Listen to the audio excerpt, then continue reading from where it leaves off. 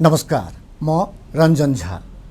दर्शकवृन्द, देशको आर्थिक अवस्था सङ्कटग्रस्त छ। अर्थतन्त्रका अधिकांश सूचकाङ्कहरू नकारात्मक अवस्थामा रहेका छन्। तरलताको अभाव देखिएको छ। विदेशी मुद्रा सञ्चितमा लगातार कमी आइरहेको छ र मूल्यवृद्धि आकाश छोइरहेको छ।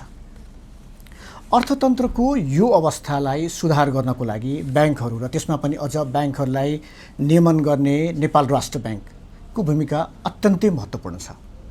र आज नेपाल राष्ट्र ब्याङ्क र ब्याङ्कहरूले गरिरहेको जुन गतिविधि छ त्यसैको बारेमा हामी कुराकानी गरिरहेका छौँ र कुराकानीका लागि हामीसँग हुनुहुन्छ नेपाल राष्ट्र ब्याङ्कका प्रवक्ता डाक्टर गुणाकर भट्ट। डाक्टर साहब, स्वागत छ कार्यक्रममा। धन्यवाद। डाक्टर साहब, आज हामी समग्र ब्याङ्किङ क्षेत्रकै बारेमा कुराकानी गरिरहेको छौँ, तर ब्याङ्किङ क्षेत्रको कुराकानी गर्नुभन्दा पहिले थोरै अलिकति नेपालको अर्थतन्त्रकै कुरा गरौँ। के छ खास अहिले वास्तविकता नेपालको अर्थतन्त्रका चारवटा क्षेत्र भनेर भन्छौँ हामी। वास्तविक क्षेत्रभित्र जस्तो शिक्षा, स्वास्थ्य, पर्यटन, पूर्वाधार विकास, कृषि, उद्योग, सेवा यी तमाम कुराहरू भन्छौँ र सामान्यतः हामीले कृषि, उद्योग र सेवा क्षेत्र भनेर वर्गीकरण गरिरहेका हुन्छौँ। पछिल्लो समय हेर्ने हो भने यो विशेष गरिकन कोभिड सङ्क्रमण पछिको अवस्थामा जुन एक किसिमको अर्थतन्त्रमा शिथिलताको अवस्था थियो, स्ट्याग्नेन्ट जस्तो इकोनोमी देखिरहेको थियो, त्योबाट बिस्तारै हामी रिकभर भएर गत आर्थिक वर्षमा त करिब 6%, अर्थात् केन्द्रीय तथ्याङ्क विभागको सार्वजनिक तथ्याङ्कलाई आधार मान्ने हो भने 5.84% को आर्थिक वृद्धि हासिल भएको अनुमान छ। र त्यसैले कृषि क्षेत्र, उद्योग क्षेत्र, सेवा क्षेत्र सबैमा एक किसिमको सामान्यीकरण भइरहेको छ। नर्मलाइजेसनमा अहिले अर्थतन्त्र गइरहेको छ आर्थिक क्रियाकलापको हिसाबले हेर्दाखेरि। त यो अत्यन्त महत्त्वपूर्ण विषय हो। किन भनेर भन्दा कोभिडको समयमा हामी सबैका लागि चिन्ताको विषय, चासोको विषय के थियो त भनेर भन्दा कसरी बिजनेस कन्फिडेन्स रिभाइभ गर्ने, कसरी अर्थतन्त्रलाई सामान्य अवस्थामा ल्याउने भन्ने थियो। भने यो आर्थिक क्रियाकलाप सामान्य गतिमा अगाडि बढ्न खोजिरहेको छ, बढिरहेको पनि छ। तर अर्थतन्त्रका अन्य क्षेत्र हेर्नुहुन्छ भने विशेष गरिकन बाह्य क्षेत्र, त्यसै गरिकन मुद्रास्फीति, हाम्रो अनि तरलताको अवस्था, यी क्षेत्रहरूमा केही दबाब छ। र बाह्य क्षेत्रको दबाब हेर्नुहुन्छ भने अहिले शोधनान्तर घाटाको अवस्थामा छ। गत आर्थिक वर्ष 255 अर्बको शोधनान्तर घाटा रह्यो। शोधनान्तर घाटा भन्ने बित्तिकै हामीले गर्ने विभिन्न आर्थिक क्रियाकलाप र त्योमध्ये पनि आयात निर्यात, चाहे त्यो वस्तुको आयात हुनसक्छ, सेवाको आयात हुनसक्छ, त्यसै गरिकन वस्तु सेवाको निर्यात हुनसक्छ, केही विदेशबाट ल्याउने ऋणको भुक्तानी, यी सबै कुराहरूलाई हामीले समग्रमा हेऱ्यौँ भने त्यो शोधनान्तर घाटा अथवा शोधनान्तर बचतमा प्रतिबिम्बित हुन्छ। त गत आर्थिक वर्ष 255 अर्ब बराबरको शोधनान्तर घाटा रह्यो। 255 अर्बले शोधनान्तर घाटा रहनु भनेको के हो त भनेर भन्दा त्यो बराबरको विदेशी हाम्रो विनिमय सञ्चित अथवा विदेशी मुद्रा सञ्चित घटेको हो। हामीले डलर टर्म्समा हेऱ्यौँ भने 2 अर्ब डलरभन्दा थोरै केही बढी चाहिँ र हाम्रो विदेशी विनिमय सञ्चित घटेको अवस्था छ। त्यसैले सबभन्दा ठुलो दबाब कहीँ छ भने आज पनि बाह्य क्षेत्र स्थिति अथवा विदेशी विनिमय सञ्चितलाई कसरी जोगाएर राख्ने, अत्यावश्यक सेवा तथा वस्तुको आयातका लागि, त्यस्तो आयातको भुक्तानीका लागि हामीले न्यूनतम एउटा परिमाणमा विदेशी विनिमय सञ्चित राख्न सकेनौँ। हामीले अलिकति प्राविधिक शब्दावलीमा त्यसलाई रिजर्भ एडेकेसी भनेर भन्छौँ। त अहिले त्यो रिजर्भ एडेकेसी 7 महिनाको वस्तु तथा सेवा आयात धान्न पुग्ने हुनुपर्छ भनिरहेका छौँ। त्यो लेभलमा हुनुपर्छ भनेर आएको छौँ। पछिल्लो तथ्याङ्कले 6.94 महिनाको लागि पुग्ने विदेशी विनिमय सञ्चित छ भनेर यो असार महिनाको तथ्याङ्कले देखाइरहेको छ। तथापि हामी अहिले जुन हिसाबको अन्तर्राष्ट्रिय परिस्थिति भोगिरहेका छौँ, राष्ट्रिय परिस्थिति पनि एक किसिमको चाहिँ अनिश्चिततामा छ र विशेष गरिकन अन्तर्राष्ट्रिय परिस्थिति अनिश्चित छ। रुस र युक्रेन युद्धको प्रभाव, त्यसका कारणले गर्दा तेलको मूल्यमा भएको उतार चढाव, विशेष गरी उतार ठुलो परिमाणमा तेलको माग चाहिँ हाम्रो जस्तो मुलुकहरूमा बढ्ने, तर त्यसको मूल्य पनि त्यत्तिकै माथि जाने हुँदाखेरि मुद्रास्फीतिमा पनि दबाब आउने, विदेशी विनिमय सञ्चितमा पनि दबाब आउने, विदेशी यो अवस्था छ। सञ्चितको जुन अहिले कुरा छ नि, हामी भन्छौँ 7 महिनासम्म हुनुपर्ने, कम्तीमा पनि त्योभन्दा पनि हामी तल घटिसकेका छौँ। त यो कति चिन्ता लिने अवस्था हो? आज हामी जुन अवस्थामा छौँ त्यो तथ्याङ्कको आजकै अवस्थालाई हेर्ने हो भने हामीले आत्तिनुपर्ने, डराउनुपर्ने अवस्था होइन। तर हामीले हेरिरहेको के हो त भनेर भन्दा 2-3 वटा विश्व अर्थतन्त्रमा अहिले पछिल्लो समय देखिएका फिनोमिनाहरूलाई हेर्नुपर्ने हुन्छ। रुस र युक्रेन युद्धको प्रभाव कहिले सकिन्छ र त्यो युद्ध कहिले सकिन्छ कसैलाई थाहा छैन तत्कालै हैन सकिने त छक्का छैन। त्यसको परिणाम चाहिँ मल्टिफेसिटेड छ। धेरै किसिमले त्यसले चाहिँ हाम्रा जस्ता अर्थतन्त्रहरूलाई प्रभाव पार्न सक्छ। युरोप जस्तो चाहिँ जुन समृद्ध कन्टिनेन्ट हो त्यहाँ नै अहिले धेरै अनिश्चयता छाएको छ। रिसेसनमा जाने, स्ट्यागफ्लेसन भनेर भनिन्छ, मुद्रास्फीति माथि जाने, मूल्य वृद्धि धेरै माथि जाने, आर्थिक वृद्धि शिथिल हुने र त्यो अवस्थामा युरोप जान्छ भन्ने कुरा आइरहेको छ। संयुक्त राज्य अमेरिका जस्तो मुलुक चाहिँ उच्च मुद्रास्फीतिको दबावमा आज पनि छ। त्यसैले त्यहाँको फेडरल रिजर्भ अथवा त्यहाँको केन्द्रीय बैङ्कले ब्याज दर बढाइ नै रहेछ निरन्तर। र त्यसको असर के भइरहेछ त भनेर भन्दा हाम्रो जस्तो मुलुकहरूबाट क्यापिटल फ्लाइट हुने अथवा यहाँ आएको पुँजी ती मुलुकहरूबाट भएको लगानी पनि त्यही फर्किने अवस्था छ। र मुख्य कुरा भारतको हकमा यो देखियो पछिल्लो समय। मैले भारतको प्रसङ्ग किन जोडिरहेको छु भनेर भन्दा भारतबाट क्यापिटल आउटफ्लो हुनु भनेको भारतीय मुद्रा कमजोर हुनु हो। भारतीय मुद्रा कमजोर हुने बित्तिकै नेपाली मुद्रा पनि कमजोर हुन्छ र त्यसको परिणाम के हुन्छ त भनेर भन्दा एकातिर हाम्रो आयातको बिल बढ्छ, अर्कोतिर त्यसले मूल्य वृद्धि बढाउनमा मद्दत पुर्याउँछ अथवा मूल्य वृद्धिलाई थप चाहिने पेचिलो दबावपूर्ण अवस्थामा पुर्याइदिन्छ। अब हाम्रो बाध्यता त छ कि हामी त भारतसँग स्थिर हाम्रो दर छ। हो त्यो हाम्रो जुन पेग्ड एक्सचेन्ज रेट रेजिममा छौँ हामी पेग गरिरहेका छौँ। अहिले 100 भारूको 160 नेहरू भनिरहेका छौँ।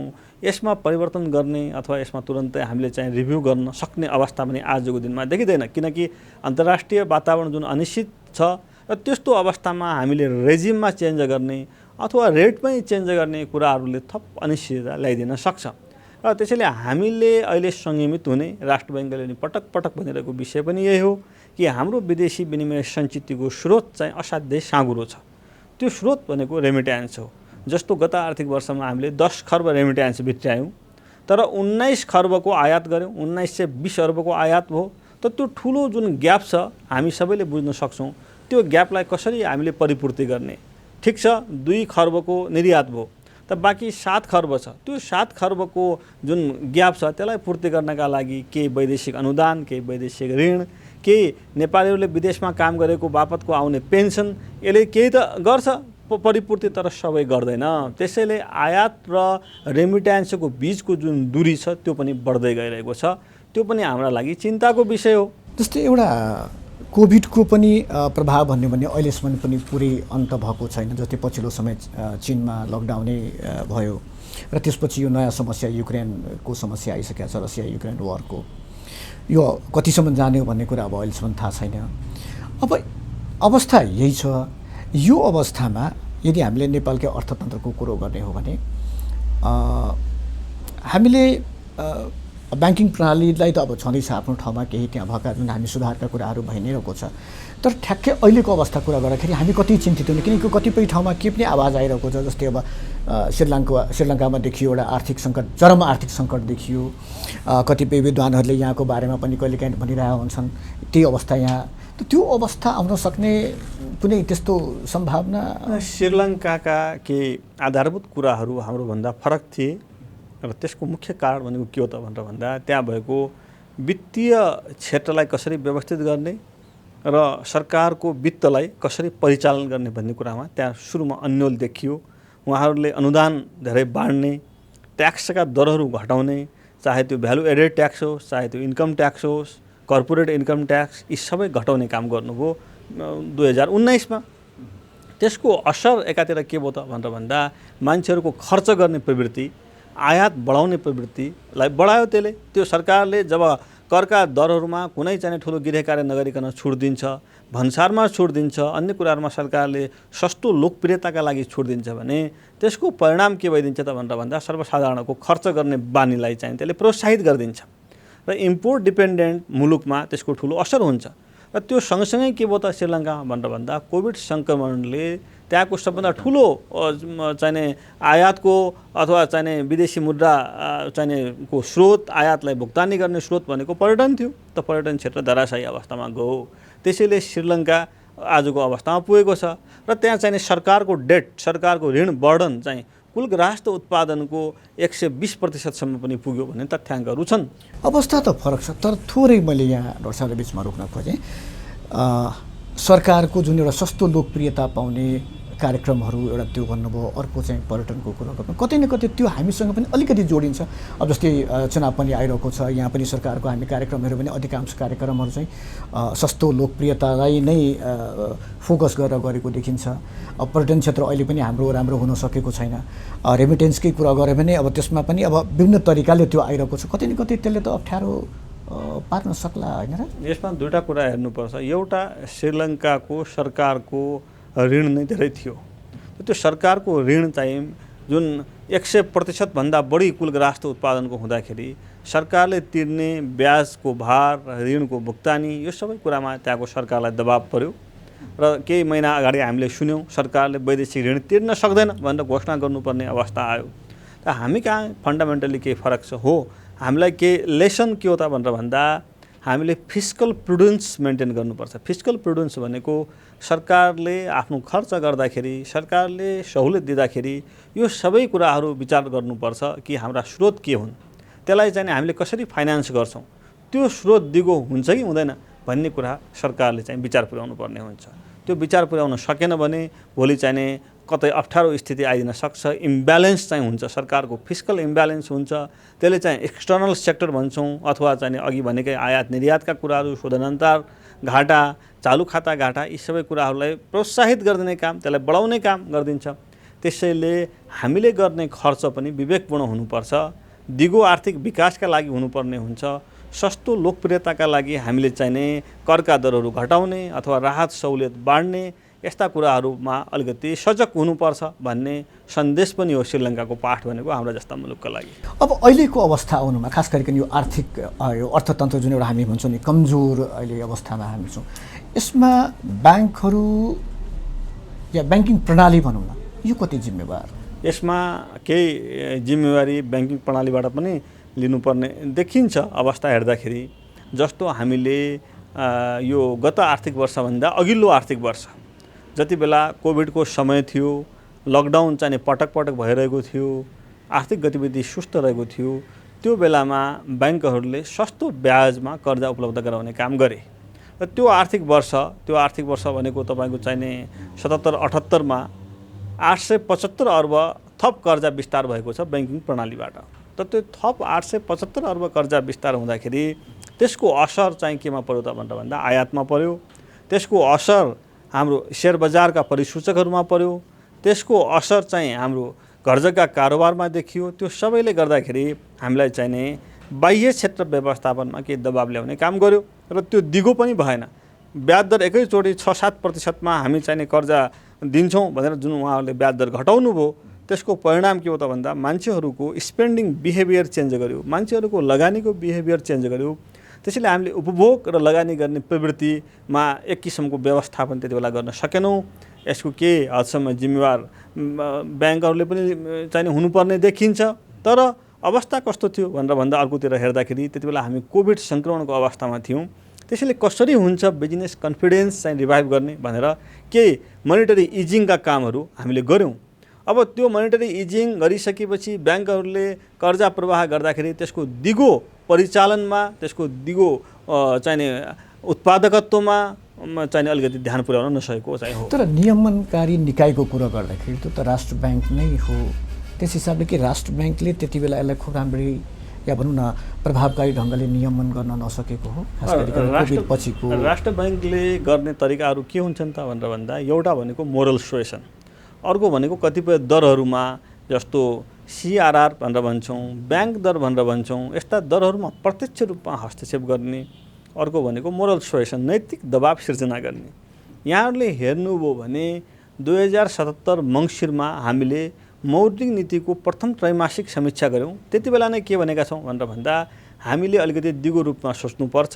अर्थतन्त्रका सबै सरोकारवालाहरूले आज भएको अत्यधिक तरलताको असर चाहिँ भोलि देखिन सक्छ भनेर चाहिँ हामीले एक किसिमको सङ्केत पनि गऱ्यौँ। र त्यति बेला म नै प्रवक्ताको भूमिकामा थिएँ। पटक पटक चाहिने विभिन्न फोरमहरूमा के भन्यो त भनेर भन्दा आज अधिक तरलता छ, 2 खर्बभन्दा बढी तरलता छ भनेर धेरै नहौसिनुहोस्, अलिकति विवेक पुर्याउनुहोस्, अलिकति संयमित हुनुहोस्। भोलि बाह्य क्षेत्रमा पनि दबाब आउन सक्छ, ब्याज दरमा पनि दबाब आउन सक्छ र अलिकति अर्थतन्त्र फेरि अर्को दिशामा जान सक्छ। आज एक्सपेन्सन गर्न खोजिरहेछौँ भने आजको त्यो असर चाहिँ भोलि कन्ट्र्याक्सनतिर जान सक्छ भन्ने हामीले सङ्केत पनि गरेका थियौँ। अब जुन कि अहिले देखा परिरहेको जुन अहिले देखियो, त्यसैले अब कतिपय कुराहरू हामीले त्यति बेला चाहिने त्यति बेलै हस्तक्षेप गर्नु पर्थ्यो भन्ने कुरा पनि आउँछ होइन। हामीले CRR बढाइदिनु पर्थ्यो कि ब्याङ्क दर त्यति बेलै बढाउनु पर्थ्यो कि भनेर भन्दा त्यति बेलै हामीले त्यसरी चाहिँ गइदिएको भए फेरि आर्थिक क्रियाकलाप विस्तार नहुने र कोभिड सङ्क्रमण पछिको अवस्थामा अर्थतन्त्र जुन रिकभरीको पाथमा थियो, पुनरुत्थानको बाटोमा अगाडि बढिरहेको थियो, त्यो चाहिँ हुँदैन थियो कि भनेर फेरि अर्को चाहिने होइन काउन्टर आर्गुमेन्ट पनि आउन सक्थ्यो यदि त्यो नभएको भए। त्यसैले एक किसिमले भन्ने हो भने हामीले चाहिने सबै स्टेक होल्डरहरूले अलिकति दिगो रूपमा सोच्नुपर्छ भन्ने पाठ पनि यो पछिल्लो कोभिड सङ्क्रमण पछिको हाम्रो घटनाक्रम आर्थिक व्यवस्थापनले सबैलाई सिकाएको छ। पछिल्लो यो लामो समयदेखि हामी यो तरलता अभावको कुरा गरिरहेको छौँ। खास अवस्था चाहिँ कस्तो छ अहिले र यो किन प्रब्लम चाहिँ कहाँ छ, कुन ठाउँबाट यो समस्या छ? आज पनि ब्याङ्किङ क्षेत्रको तरलतामा दबाब छ। अहिले पनि हेर्नुहुन्छ भने करिब बैङ्कहरूले राष्ट्र बैङ्कबाट लिएको रिफाइनेन्स 107 अर्ब छ। त्यसै गरिकन 150 अर्बको वरिपरि हरेक दिन हेर्दाखेरि SLF भनेर भन्छौँ, स्थायी तरलता सुविधा भनेर भन्छौँ, त्यो स्थायी तरलता सुविधा आउटस्ट्यान्डिङ रहेको देखिन्छ। त्यसैले 250 अर्बको हाराहारीमा त हामीले कोभिडको समयको तुलना गर्ने हो भने अहिले राष्ट्र ब्याङ्कले तरलता बजारलाई उपलब्ध गराइरहेको छ। त्यति बेला जबकि 2 खर्बभन्दा बढी अधिक तरलता ब्याङ्कहरूसँग रहेको अवस्था हो। यसले आज पनि ब्याङ्कहरू तरलताको दबावको अवस्थामा चाहिँ छन्। अनि यदि हामीले हेर्ने भने ब्याङ्कहरूमा तरलताको अभाव त देखिएको छ, तर अर्कोतर्फ हामी हेऱ्यौँ भने त्यही ब्याङ्कहरूले पर्याप्त नाफा कमाइरहेछन्। यो अलिकति कस्तो भने कन्ट्राडिक्सन जस्तो अहिले त्यो सबैतिर उठिरहेको तर्क छ। तर यथार्थ के हो भन्नुहुन्छ भने जुन हिसाबमा ब्याङ्कहरूको ठुलो लगानी छ अहिले हेर्दाखेरि त्यो लगानीको तुलना गर्ने हो रिटर्न अन इक्विटी भनेर भन्छ। त्यो रिटर्न अन इक्विटी अहिले 12% को वरिपरि आएको छ। केही वर्ष पहिले त्यो चाहिने 24% त्यसपछि 18% पनि भएको देखिन्छ। यसले रिटर्न अन इक्विटी चाहिँ 12% भनेको सामान्य हो। ब्याङ्कहरूले जुन जोखिम लिइरहेका छन् त्यहाँ मान्छेहरूले वर्षौँसम्म आफ्नो लगानी चाहिँ एक किसिमले स्टेकमा राखेका छन् र त्यो लगानी त्यहाँ चाहिने सङ्क भएर बसिरहेको छ। त त्यो सबैलाई हेर्ने हो भने 10-12% को रिटर्न भनेको त सामान्य रिटर्न हो। हामीले नै हेऱ्यौँ भने कोभिडभन्दा अगाडिको वर्षमा ब्याङ्कहरूको नाफा हामीले 65 अर्बको हाराहारीमा भन्थ्यौँ। अहिले पनि त्यस्तै 75-77 अर्ब भन्ने पछिल्लो तथ्याङ्कहरू आइरहेका छन्। त यो सबैलाई हेर्ने हो भने ब्याङ्कहरूको नाफा त्यहाँ भएको क्यापिटल इम्प्लोइडको हिसाबबाट जुन हिसाबबाट ठुलो पुँजी चाहिँ त्यहाँ परिचालन भएको छ, इक्विटी होल्डरको लगानी छ, त्यो हेर्दाखेरि पहिलेका वर्षको तुलनामा अहिले घटेको अवस्था हो र त्यसलाई हामीले केही नीतिगत रूपमा बाँधेका पनि छौँ। जस्तो यहाँहरूले हेर्नुभयो भने मैले हिजो एउटा तथ्याङ्क हेर्दै थिएँ। 2070 सालतिर ऋणको ब्याज दर चाहिँ 12.5% को हाराहारीमा रहेछ औसतमा। हामीले त्यसलाई भारित औसत ब्याज दर भनेर भन्छौँ। त अहिले त्यो ब्याज दर चाहिँ 11.5% को वरिपरि आएको छ, वेटेड एभरेज भनेर भन्छौँ। त्यसमा हेर्दाखेरि पछिल्लो तथ्याङ्कमा 12% पुग्छ। तर निक्षेपको ब्याज दर चाहिँ केही बढेको छ। हेर्नुहोस्, पहिले 9 वर्ष अगाडि 2070 को तुलना गर्दाखेरि निक्षेपको ब्याज दर त्यति बेला 5% को वरिपरि थियो भने अहिले त्यो चाहिँ करिब 8% मा पुग्न खोजिरहेको देखिन्छ निक्षेपको।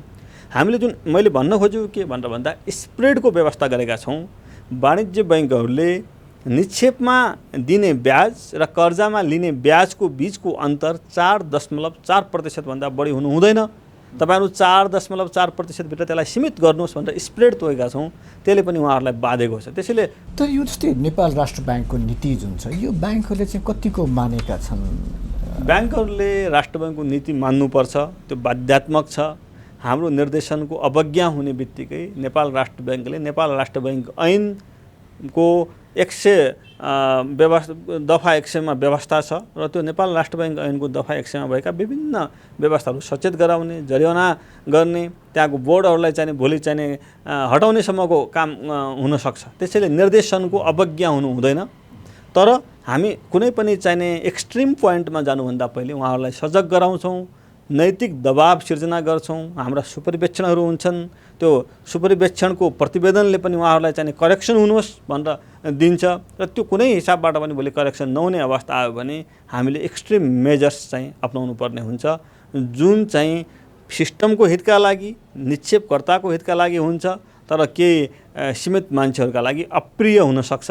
त्यो राष्ट्र ब्याङ्कले आवश्यक पर्दा त्यो कदमहरू बिचमा चालेको पनि छ। कुरा गर्दाखेरि उहाँहरू अहिले भन्ने हुनुहुन्छ लगानी गर्न हामीसँग रकम छैन, तरलताको अभाव देखिएको छ। ऋणकै कुरा गर्दै भने अहिले पनि जुन आवश्यकता छ उनीहरूले चाहिँ ऋण पाइरहेका छैनन्, तर केही अब भनौँ न अब त्यसलाई शक्ति भनौँ या जे भनौँ त्यसको आडमा चाहिँ अहिले पनि ऋण चाहिँ पर्याप्त गइरहेको छ। यो भनेको कतै न कतै कागजमा हेर्दाखेरि सबै ठिक छ, तर यदि व्यवहारमा हेऱ्यो भने सम्भवतः राष्ट्र ब्याङ्कले जुन एउटा सोचेको छ, एउटा सामाजिक के अरे उत्तरदायित्व पनि हुन्छ ब्याङ्कहरूको, त्यो उत्तरदायित्वबाट पन्छिनुभन्दा पनि एउटा 100% नाफा मात्रै कमाउने खालको व्यापार जस्तो ब्याङ्कले गरेको देखिएन। हामीले पछिल्ला समय लिएका मेजर्स हेर्नुहुन्छ भने ब्याङ्कहरूलाई निकै रेगुलेसन गर्दै गइरहेका छौँ। ब्याङ्कहरूको सुपरभिजनलाई पनि प्रभावकारी बनाइएको छ। त्यो सुपरभिजनबाट आएका प्रतिवेदनको कार्यान्वयन अर्थात् इन्फोर्समेन्टलाई पनि बलियो बनाएका छौँ। रेगुलेसनै पछिल्लो समय हेर्नुहुन्छ भने जस्तो चालु पुँजी कर्जामा ठुलो रकम चालु पुँजी शीर्षकमा मात्रै ब्याङ्कहरूको ऋण चाहिँ 20-21% थियो कुल ऋणको। त्यसै गरिकन ओभरड्राफ्टमा 17-18% हुने। यी दुईटै शीर्षकमा हेर्ने हो भने ओभरड्राफ्ट र चालु पुँजी शीर्षकमा करिब 37% ब्याङ्कहरूको कर्जा लगानी भएको देखिन्थ्यो। त्यसलाई हामीले अहिले के गर्यौँ त भनेर भन्दा व्यवस्थित गर्नुहोस्। चालु पुँजी शीर्षकमा भएको कर्जा तपाईँले इङ्गित गर्नुभयो जस्तै केही सीमित मान्छेले पाउने, त्यसको दुरुपयोग हुने, त्यसले स्पेकुलेटिभ बिजनेसलाई कतै प्रमोट गरिदिने, आयातलाई प्रमोट गर्ने अवस्था नहोस् र त्यो क्षेत्रमा जाने कर्जाको दुरुपयोग नहोस् भनेर हामीले निकै व्यवस्थित हुने किसिमले अहिले चालु पुँजी कर्जा सम्बन्धी मार्गदर्शन जारी गर्यौँ। र उद्देश्य के हो त भनेर भन्दा त्यो क्षेत्र व्यवस्थित होस्, त्यहाँ गएर त्यत्तिकै अनावश्यक चाहिने ठुलो रकम कर्जा यदि पाइलअप भएर बस्यो भने त्यसले प्रोडक्टिभिटी सिर्जना गर्दैन र प्रोडक्सन पनि गर्दैन। त्यसैले त्यो चाहिँ हामीले तोकेका अन्य उत्पादनमूलक क्षेत्रतिर जानुपर्छ। जस्तो हामीले के भनिरहेछौँ, साना घरेलु लघु उद्यमहरूमा तपाईँहरूले 15% कर्जा पुर्याउनुपर्छ भनेर भनिरहेछौँ आफ्नो कुल कर्जाको। कृषि क्षेत्रमा 15% कर्जा पुर्याउनुपर्छ भनेका छौँ। त्यसै गरिकन ऊर्जा क्षेत्रमा थोरै मैले रोकेँ, 15% गएको पनि छ, तर कस्तो गएको छ भने ब्याङ्क पनि आफ्नै, लघुवित्त पनि आफ्नै, उद्यम महिला उद्यमको नाममा सहुलियत ऋणको जुन हामी कुरा गर्छौँ, कृषि कर्जाको कुरा गर्छौँ, गएको छ, कृषिमै गएको छ, तर कस्तो भने ब्याङ्क पनि आफ्नै, लघुवित्त पनि आफ्नै भनेपछि आफ्नो पैसा आफ्नो ठाउँमा गयो। जेन्युन मान्छे जुन छन्, जो वास्तविकता जो के उत्पादनमूलक काम गर्न खोजिरहेको छन्, ती मान्छेहरू त खोइ पाकै जस्तो देखिँदैन। धेरै मान्छेले गुनासो पनि गरेका थिए, हाम्रै टेलिभिजन मार्फत पनि कतिले गुनासो गर्यो कि हामीले सानो ऋण माग्दाखेरि पनि ब्याङ्कले दिएन, तर ठुल्ठुला अब व्यवसायीहरूले त त्यतिकै पाइरहेका छन्। यद्यपि ठुला व्यवसायीको पनि आफ्नै गुनासो छ, उहाँहरूले पनि भनिरहनु भएको छ कि लगानी हामीले ऋण माग्दाखेरि ब्याङ्कले हामीलाई रोकिरहेछ, दिइरहेको छैन लगायतका कुराहरू। आज जुन तरलता दबावको अवस्था छ अर्थतन्त्रमा, विशेष गरिकन विदेशी विनिमय सञ्चितमा जुन दबाव देखिरहेको छ, यो अवस्थालाई मध्यनजर गर्दा तत्काल चाहिँ हामीले धेरै कर्जा विस्तार गर्ने बाटा खोल्न सक्ने अवस्था छैन।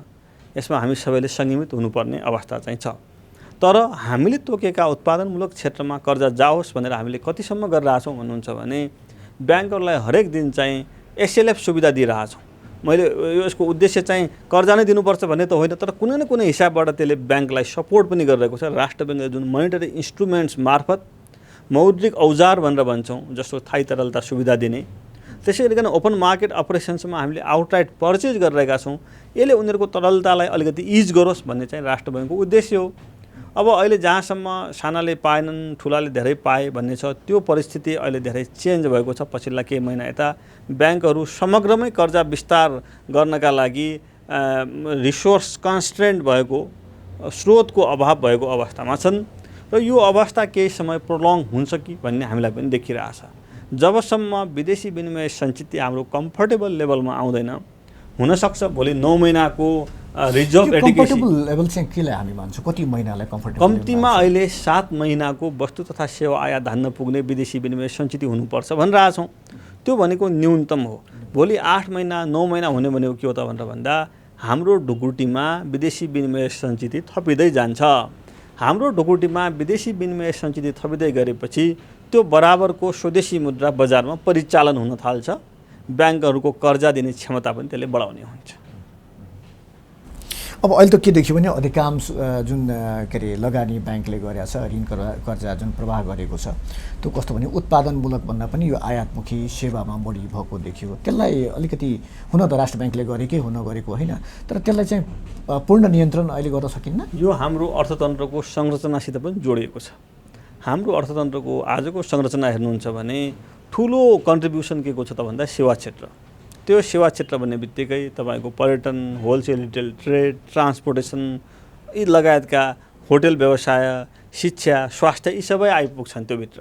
त्यसैले ठुलो कन्ट्रिब्युसन त्यो क्षेत्रको छ। स्वाभाविक रूपमा ब्याङ्कको कर्जा पनि त्यो क्षेत्रतिर प्रवाह हुन्छ। तर यहाँले जे जोड दिन खोजिरहनु भएको छ, मैले जे जोड दिन खोजिरहेको छु, समग्र अर्थतन्त्रमा सबैको चाहना के छ त भनेर भन्दा हाम्रो आन्तरिक उत्पादन बढाउने क्षेत्रमा कर्जा प्रवाह बढाउनुपर्छ भन्यौँ। हामीले हेऱ्यौँ भने पछिल्ला वर्षहरूमा कृषि क्षेत्रको कर्जा बढिरहेछ। यद्यपि हुनसक्छ केही रकम कतै दुरुपयोग भएको हुनसक्छ। त्यो दुरुपयोगको चाहिने हामी कहाँ रिपोर्ट आउने बित्तिकै हाम्रो सुपरभिजन विभागले चाहिने सम्बन्धित ब्याङ्कलाई कारबाही गरेको छ। अन्य चाहिने त्यस्ता बरोरहरूलाई पनि हामीले डिस्करेज गर्ने काम गरिरहेका छौँ। तर केही चाहिने कर्जा त्यतातिर कृषि क्षेत्रमा विस्तार भइरहेको छ। यो अवस्था हो। एसएमइजमा पनि त्यसरी विस्तार भइरहेको छ र हाम्रो चाहना पनि त्यही हो। आन्तरिक उत्पादन बढाउने क्षेत्र, आयातलाई घटाउने क्षेत्र, जसलाई हामी आयात प्रतिस्थापन गर्ने भनेर भन्छौँ, त्यस्तो क्षेत्रमा कर्जा जानुपर्छ ताकि त्यसले रोजगारी पनि सिर्जना गर्छ, आय पनि सिर्जना गर्छ, मान्छेहरूमा उद्यमशीलता पनि विकास गर्छ। अब अहिलेको कुरा गऱ्यो भने खास गरिकन व्यवसायीहरू उहाँहरूको ठुलो गुनासो छ राष्ट्र ब्याङ्कप्रति। एलसीको कुरालाई लिएर बन्द गरिदियो हामीलाई त हामी सोचेका थियौँ, हामी आफ्नो योजना थियो हाम्रो, हामीले त्यहाँबाट महँगो दरमा के अरे पैसा ल्यायौँ, ऋण ल्यायौँ। अहिले चाहिँ सस्तो दरमा अब एलसी नै बन्द भएपछि मैले चाहिँ सस्तो दरमा त्यहाँ राख्नु परेको छ, बडा घाटा भएको छ भनेर व्यवसायहरूको लगानी छ कि यो हुन त अघि हामीले कुरा गऱ्यौँ यस्ता खालको आयात नरोकेसम्म सम्भव छैन। तर यो बिचको कुनै बाटो निस्किन सक्दैन। यो अहिलेको हाम्रो बाध्यता हो। हेर्नुहोस्, हामीले क्यास मार्जिन लगायौँ, सरकारले वैशाखदेखि केही वस्तुहरूको आयातलाई रिस्ट्रिक्सन गर्यो, पछिल्लो समय केही खुकुलो पनि बनाएको छ। यो सबै किन गरिएको त भनेर भन्दा विदेशी विनिमय सञ्चिति धेरै घट्न थाल्यो भने त्यसले कन्फिडेन्सको क्राइसिस ल्याइदिन सक्छ, क्राइसिस अफ कन्फिडेन्स आउन सक्छ र त्यो क्राइसिस अफ कन्फिडेन्स नआओस् भन्ने हाम्रो चाहना हो। क्राइसिस अफ कन्फिडेन्स हुने बित्तिकै के हुन्छ त भनेर भन्दा भोलि विदेशी लगानी पनि आउँदैन, रेमिट्यान्स पठाउने मान्छेहरू पनि अन्योलमा पर्न थाल्छन्, भइरहेको लगानी पनि भाग्न खोज्छ, बाहिर जान खोज्छ। त्यसैले न्यूनतम एउटा लेभलमा तपाईँले विदेशी विनिमय सञ्चित राख्नुपर्छ। निरन्तर ब्यालेन्स अफ पेमेन्ट्स घाटामा जानु भनेको अर्थतन्त्रमा अनसर्टेन्टी छ, कन्फिडेन्स लुज हुँदैछ भन्ने त्यसले सङ्केत गर्छ। त्यसैले त्यो विषयमा हामी सजग भएका हौँ। राष्ट्र बैङ्कले अख्तियार गरेका नीतिहरू, राष्ट्र बैङ्कले अपनाएका नीति, सरकारले पछिल्लो समय अपनाएको नीतिको परिणाम के हो त भनेर भन्दा जसरी पुस मागतिर विदेशी विनिमय सञ्चिति धेरै घट्ने, शोधनान्तर घाटा चाहिँ अब धेरै तल हाम्रो विदेशी विनिमय सञ्चिति जान्छ र शोधनान्तर घाटा धेरै माथि जान्छ भन्ने अवस्थामा पुगेको थियो। करिब 3 खर्बको हाराहारीमा शोधनान्तर घाटा पुग्न थालिरहेको थियो। त्यसलाई हामीले अपनाएका नीतिगत व्यवस्था, हामीले एडप्ट गरेका मेजर्सहरूले के गर्यो त त्यसलाई न्यून गर्दै गऱ्यो, त्यसलाई के एड्रेस गर्यो र हामी आज करिबन कम्फर्टेबल लेभलमा छौँ। तपाईँलाई ढुक्कसँग आजको दिनमा के भन्न सकिन्छ भनेर भन्दा यदि अन्तर्राष्ट्रिय परिस्थिति बिग्रेन र हामीले हाम्रो आर्थिक व्यवस्थापनमा अलिकति अझ चनाखो भयौँ, हामीले केयरफुल भयौँ, क्लेभर भयौँ भने हामी अहिले तपाईँले नाम लिइरहनुभएका मुलुकको जस्तो अवस्था भोग्ने हुँदैनौँ र हामी ढुक्कसँग अगाडि जान सक्छौँ। अर्थतन्त्र अगाडि जान सक्छ, आर्थिक क्रियाकलापहरू स्मुथली अगाडि जान सक्छन्। यो अवस्था चाहिँ रेमिटेन्सको कुरो गरिदिनु थियो डक्टर साहब। यो रेमिटेन्स पनि अलिकति यो अवैध तरिकाले अलिकति बढी आयो। यो चाहिँ कारण चाहिँ के होला? हामीले नीति बनाउन नसकेको वा हाम्रो ब्याङ्किङ सिस्टममाथि नै विश्वास नभएको के कारणले होला? अब रेमिटेन्सको स्रोत हाम्रो चाहिने विदेशमा गएका हाम्रा कामदारहरू नै हुन्। करिब 10 खर्बको रेमिटेन्स आएको भनेको धेरै कम चाहिँ होइन र हामीले अन्य मुलुकहरूसँग तुलना गऱ्यौँ, रेमिटेन्स प्राप्त गर्ने मुलुकहरूसँग तुलना गऱ्यौँ भने हाम्रो रेमिटेन्सको आम्दानी पनि उल्लेख्य हो, रेमिटेन्स इन्फ्लो पनि उल्लेख्य छ। हो केही इन्फर्मल त्यहाँ चाहिने छन् भन्ने कुराहरू आउँछ। त्यसलाई हामीले हाम्रो कस्टम्सलाई थप व्यवस्थित गर्ने, हाम्रो इम्पोर्टलाई व्यवस्थित गर्ने र केही मान्छेहरू जो यस्ता क्रियाकलापमा चाहिने संलग्न हुन सक्छन् तिनीहरूलाई चाहिने हामीले कानुनको दायरामा ल्याउने, एडमिनिस्ट्रेटिभ चाहिने इन्फोर्समेन्ट, एडमिनिस्ट्रेटिभ मेकानिजमलाई हामीले चाहिँ बलियो बनायौँ भने त्यसले चाहिँ कतै लिकेज छ रेमिट्यान्समा, रेमिट्यान्स चाहिँ इन्फर्मल्ली कतै उपयोग भइरहेको छ अथवा दुरुपयोग भइरहेको छ भने पनि त्यसलाई हामीले तर सर्वसाधारणले त सहज तरिका नखोज्ने हुनसक्छ। हाम्रो ब्याङ्किङ सिस्टम नै निकै झन्झटिलो भयो। अहिले त हामीले निकै सजिलो बनाएका छौँ। रेमिट्यान्स चाहिँ पठाउनका लागि वालेटबाट समेत रेमिट्यान्स पठाउने भनिरहेका छौँ।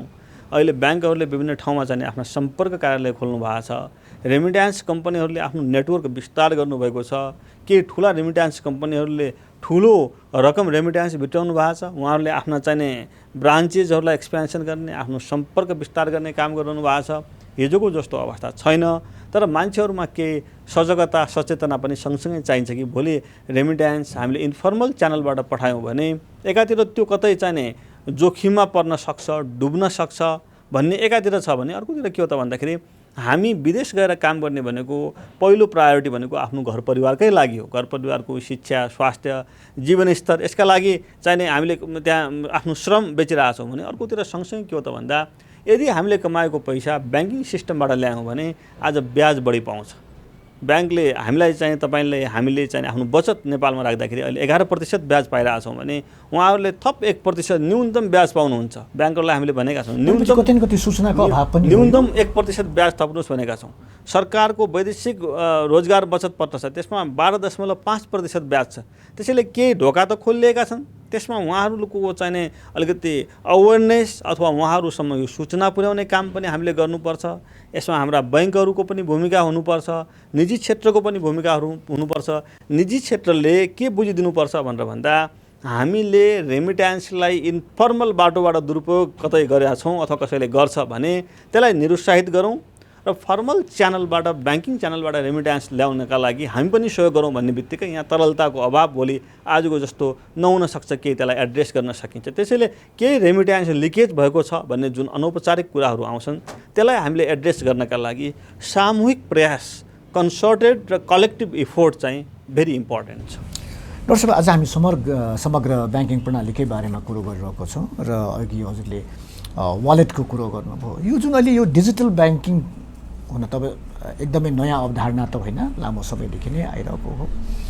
हाम्रो जस्तो देशको कुरा यदि गर्ने भने कति सुरक्षित या कति ढुक्क भएर प्रयोग गर्ने, किनकि अस्ति प्रहरीको एउटा तथ्याङ्क थियो, त्यसमा 105 जनाले ठगीको उजुरी गरेका थिए। कति सुरक्षित हाम्रो कहाँ यो? अब अहिले लाखौँ लाख मान्छेले त्यसको कारोबार गरिरहेका छन्। कतिपय तपाईँले डेबिट कार्डकै तथ्याङ्क हेर्नुभयो भने 1 करोडभन्दा बढी चाहिँ डेबिट कार्डको तथ्याङ्क देखिन्छ। त यो परिवेशमा केही सय कम्प्लेनहरू आउने, केही सय बराबरको बदमासी हुने अवस्था आउन सक्छ। त्यसलाई हामीले क्रमिक रूपमा सम्बोधन गर्नुपर्छ। त्यस्ता केही कमजोरी छन् भने ब्याङ्करले पनि सुधार्ने, आफ्नो साइबर सिक्युरिटी सिस्टमलाई बलियो बनाउने, हामीले थप कतै गाइडलाइन दिनुपर्छ भने हामीले पनि त्यसमा एक्सर्साइज गरेर हुन्छौँ निरन्तर। त्यसका लागि राष्ट्र ब्याङ्कको पेमेन्ट सिस्टम डिपार्टमेन्ट छुट्टै डेडिकेटेड डिपार्टमेन्ट अहिले काम गरिरहेको छ र डिजिटल ब्याङ्किङलाई कसरी प्रमोट गर्न सकिन्छ भन्ने विषयमा राष्ट्र ब्याङ्कको उच्च नेतृत्व र विशेष गरी गभर्नरज्यूको पनि विशेष चासोको विषय भएको छ। उहाँले नै यो 2 वर्ष अगाडि यो क्युआर कोडको व्यापक प्रचार प्रसार गर्नमा उहाँ आफै अगाडि बढ्नुभयो र अहिले चाहिने त्यो क्युआर कोडबाट हुने कारोबारको त्यति बेलाको र आजको तथ्याङ्क हेर्ने हो भने ठुलो अन्तर देखिन्छ। त्यसैले डिजिटल माध्यमबाट कारोबार गर्ने, डिजिटल ब्याङ्किङलाई आफ्नो जीवन पद्धति बनाउने मान्छेहरूको बानी बिस्तारै बन्दैछ। त्यो राम्रो पक्ष हो। यद्यपि त्यसमा हुने जोखिमको विषयमा एउटा त हामी आफै सजग हुनुपर्छ। सर्वसाधारण हाम्रो पासवर्डका कुराहरू हुन सक्छन्, अन्य सिक्युरिटीका मेजर्स हुन सक्छन्। त्यहाँ चाहिने हामीले डबल त्यसलाई चाहिने भेरिफिकेसन गर्ने प्रोसेस छ। जस्तो तपाईँको चाहिने कुनै कारोबार गर्नुभयो मोबाइलमा तुरन्तै सूचना आउँछ र त्यो हो कि होइन भनेर आफ्नो ब्याङ्कसितको कारोबारको विषयमा अलर्ट हुने, कतै चाहिने कारोबारमा फरक देखिएको छ, डिभिएसन देखिएको छ, गलत कारोबारको चाहिने कसैले आफूले आफ्नो कारोबार गरिदिएको छ गलत ढङ्गले भने त्यसलाई चाहिने आफूले पनि सतर्कता अपनायौँ भने पनि धेरै हदसम्म यसमा कमी कमजोरीलाई हामीले एड्रेस गर्न सक्छौँ। तर हुँदैन भन्ने होइन, स्वाभाविक रूपमा यो प्रविधिमा डिपेन्डेन्ट माध्यम छ र यसमा चाहिने अझै कसरी सुधार गर्न सकिन्छ भन्ने विषयमा सबै सरोकारवालाहरूले यसमा चाहिने सुधार्नुपर्ने, के नयाँ प्रविधिसँग आउन सक्ने जोखिमलाई न्यूनीकरण गर्नुपर्ने त हुन्छ। जस्तै डेबिट कार्डको कुरो गर्नुभयो, 1 करोड समथिङ अहिले हामी कहाँ डेबिट कार्ड छ। खातैकै कुरा गर्ने भने नेपालको जनसङ्ख्या भनेको 3 करोड पनि छैन, तर हाम्रो खाता 3 करोड 77 लाख जति छ। एउटा मान्छेले जसरी हामी भन्छौँ कि ब्याङ्किङ प्रणालीमा हरेक नागरिकलाई जोडिनुपर्छ, जोडिनु राम्रै कुरा पनि हो, तर एउटा व्यक्तिले कतिवटा खाता खोल्ने, कतिवटा ब्याङ्कमा खोल्ने, यहाँ त कारोबार पिच्छे ब्याङ्कमा खाता खोल्नुपर्ने, यो एउटा मान्छेलाई एउटा खाता दिएर त्यसलाई होल ब्याङ्किङ सिस्टमसँग जोड्न सक्ने अवस्था छैन। यहाँले राम्रो कुरा उठाउनुभयो। अहिले हाम्रो नम्बर अफ डिपोजिट अकाउन्ट्स हेर्दाखेरि 4.5 करोड देखिन्छ। 4.5 करोड। नेपालको जनसङ्ख्या हामीले 3 करोडको हाराहारीमा भनिरहेछौँ र हामीले पछिल्लो पटक गरेको अध्ययनले के देखाइरहेछ त भनेर भन्दा जनसङ्ख्याको 67% हिस्साको न्यूनतम बैङ्क खाता रहेको देखिन्छ। त त्यो 4.5 करोड जति भनेको के हो त भन्दा मल्टिप्लिकेसन डुप्लिकेसन भएको छ हैन, त्यो अवस्था छ। र त्यसमा अब हामीले पनि कतिपय कुराहरूमा सतर्कता अपनाउने, त्यो भनेको के भन्दाखेरि हरेक जहाँ जान्छौँ हरेक ब्याङ्कमा कारोबार गरिराख्नुपर्ने अवस्था छैन। अहिले त ब्याङ्क टु ब्याङ्क ट्रान्सफर हुन्छ, जुनसुकै ब्याङ्कको पनि तपाईँको चाहिने कारोबार अर्को ब्याङ्कबाट गर्न सक्नुहुन्छ, भुक्तानी गर्न सक्नुहुन्छ। एउटा जुन बाध्यात्मक परिस्थिति छ हो, तर अब तपाईँले कता कुरा उठाउन खोज्नु भयो जस्तो मलाई लाग्छ भनेर भन्दा, जस्तो केवाइसीको विषय छ, सूचनाको विषय छ, मेरो व्यक्तिगत चाहिने के इन्फर्मेसन छ, हरेक ब्याङ्कमा गएर त्यो इन्फर्मेसन दिनुपर्ने भन्ने चाहिँ मान्छेको कम्प्लेन छ। यसका लागि भोलि चाहिने जुन नेसनल आइडेन्टिटीको कुरा गरिरहेको छौँ हामी, नेसनल आइडी कार्डको कुरा गरिरहेको छौँ, त्यो नेसनल आइडी नम्बर आइसकेपछि धेरै सजिलो हुन्छ।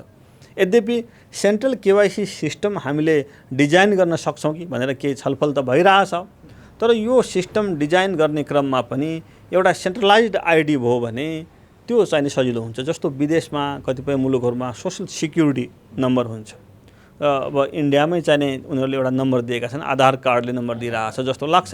त्यसैले हामीलाई पनि भोलि त्यो नेसनल आइडीको नम्बर आइसकेपछि त्यसले धेरै सजिलो बनाउँछ।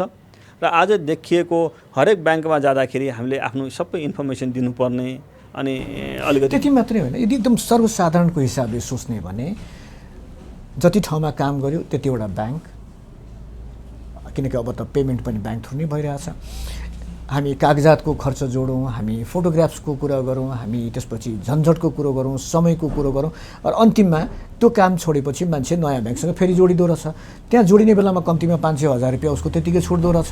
त यो भनेको त यदि हेर्ने भने त आम सर्वसाधारणलाई त बहुत ठुलो घाटा हो। 10वटा ब्याङ्कमा उसले कारोबार गर्यो भने 10,000 त्यसको त्यतिकै गयो। यसलाई सेन्ट्रलाइज गर्नको लागि अब केवाइसीलाई सेन्ट्रलाइज गर्ने कुरामा हामी पनि चाहिँ सोचिरहेका छौँ। र यसका लागि मैले अघि भने जस्तै एउटा कमन नम्बर चाहिने व्यक्तिको, त्यो भनेको नेसनल आइडी नम्बर नै हो। त्यो नेसनल आइडी नम्बर आइसकेपछि धेरै सजिलो हुन्छ। डक्टर साहब, अब समग्र ब्याङ्किङकै कुरा गर्दाखेरि अहिले यो मर्जर, एउटा ब्याङ्कहरू मर्ज हुने भनेपछि के यो हामी हचुवातालमा खोल्न दिने अनि पछि गएर मर्ज गर भनिदिने, के कारण चाहिँ ठ्याक्कै के? यो त जुनसुकै इन्डस्ट्रीको पनि एउटा नेचर हो। हेर्नु, सुरुमा ग्रो गर्छ, एक्सप्यान्ड हुन्छ, त्यसपछि त्यहाँ केही pros cons, advantage disadvantage, cost benefit देखिसकेपछि के हुन्छ, त्यसको लाभ र लागत विश्लेषण गरिसकेपछि फेरि मर्जरमा जान्छन्। अमेरिका हेर्नु हो भने मर्जरका कति वेब भइसके, इन्डस्ट्रीको मर्जरको वेब भएको छन्। हामी कहाँ अहिले भइरहेको मर्जरको उद्देश्य के हो त भनेर भन्दा, ब्याङ्किङ क्षेत्र बलियो होस्, उनीहरूको पुँजीगत आधार सुदृढ होस्, उनीहरूको सेवा दिने क्षमता विस्तार होस्, अनावश्यक अपरेटिङ कस्टलाई घटाउन सकियोस्। हामीले अर्थशास्त्रको भाषामा त्यसलाई इकोनोमिज अफ स्केल भनेर भन्छौँ। त त्यो इकोनोमिज अफ स्केल चाहिने हामीले गेन गर्न सकौँ, अनावश्यक खर्चहरूलाई घटाउन सकियोस्। र राष्ट्र ब्याङ्कको पनि सुपरभिजन गर्ने काममा त्यसले केही सजिलो पनि बनाउँछ। र ब्याङ्कहरूको बिचमा अनहेल्दी कम्पिटिसन हुँदैन, अस्वस्थ प्रतिस्पर्धा पनि हुँदैन। यो सबै कुराहरूलाई ध्यानमा राखेर हामीले अहिले मर्जरलाई चाहिँ प्रमोट गरेको अवस्था हो। र त्यो गर्नुभयो भने तपाईँले कता कता अघि उठाइरहनु भएको थियो, यो व्यापारी र ब्याङ्कहरू छुट्याउने कुरामा पनि भोलि के हदसम्म सजिलो हुन सक्छ। जस्तो नेपाल जस्तो देशको लागि, जुन हामी 3 करोड पपुलेसन भएको देश हो, हाम्रो इकोनोमी पनि धेरै ठुलो इकोनोमी छैन, यो देशको लागि कतिवटा जति ब्याङ्क यदि भयो भने त्यसपछि ठिक छ। किनकि अहिले हामी हेरौँ अब 26वटा त ब्याङ्कै भइसक्यो, त्यसपछि विकास ब्याङ्कका कुराहरू छन्, लघु वित्तका कुराहरू छन्। अब तथ्याङ्क हेर्नुभयो भने आजभन्दा 10 वर्ष अगाडि करिबन चाहिने 270 को हाराहारीमा बैङ्क वित्तीय संस्थाहरू थिए। आज आएर त्यो सङ्ख्या निकै तल आइसकेको छ, 125 को वरिपरि छ जस्तो लाग्छ मलाई अहिलेको पछिल्लो तथ्याङ्क हेर्दाखेरि। वाणिज्य ब्याङ्क नै पछिल्लो समय हेर्नुहुन्छ भने 3-4वटा अहिले ब्याङ्कहरू मर्जर हुने क्रममा छन्। भोलि 22-23 कोमा एउटा सङ्ख्यामा बस्छ, यो वाणिज्य ब्याङ्कहरूको सङ्ख्या भनिरहेको छौँ, त्यसमा पनि थप मर्जरमा जान सक्छन्। तर कति सङ्ख्या आवश्यक छ भन्ने कुरो ठ्याक्कै यसरी भन्न चाहिँ गाह्रो हुन्छ, अनलेस हामीले सेन्ट्रलाइज्ड कुनै इकोनोमीको कुरा गर्छौँ जहाँ चाहिँ राज्यले ल यति ब्याङ्क हुने भनेर उसले तोकिदिन्छ। त हामी कहाँ चाहिँ यति ब्याङ्क हुनुपर्छ, यतिमै रहनुपर्छ भनेर हामीले भन्दैनौँ, राज्यले पनि त्यो भनेको छैन।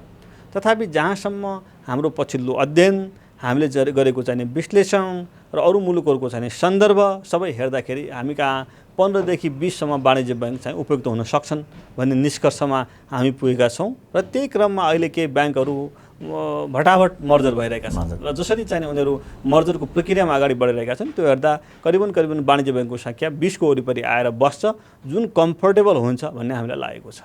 हस्त डाक्टर साहब, धेरै हस्। जानकारी दिनुभयो, समय पनि दिनुभयो, धन्यवाद। हस्, धन्यवाद। यहाँको कार्यक्रममा चाहिँ मलाई पनि आमन्त्रण गर्नुभयो र यहाँका चाहिने दर्शक र हाम्रा चाहिने सबै स्टेक होल्डर समक्ष हामीले पनि केही सूचना दिन सक्यौँ, यसका लागि यहाँहरूलाई पनि धेरै धेरै धन्यवाद। आज हामी कुरा गरिरहेका थियौँ नेपालको समग्र ब्याङ्किङ प्रणालीका बारेमा र हामीसँग हुनुहुन्थ्यो नेपाल राष्ट्र ब्याङ्कका प्रवक्ता डाक्टर गुणाकर भट्ट।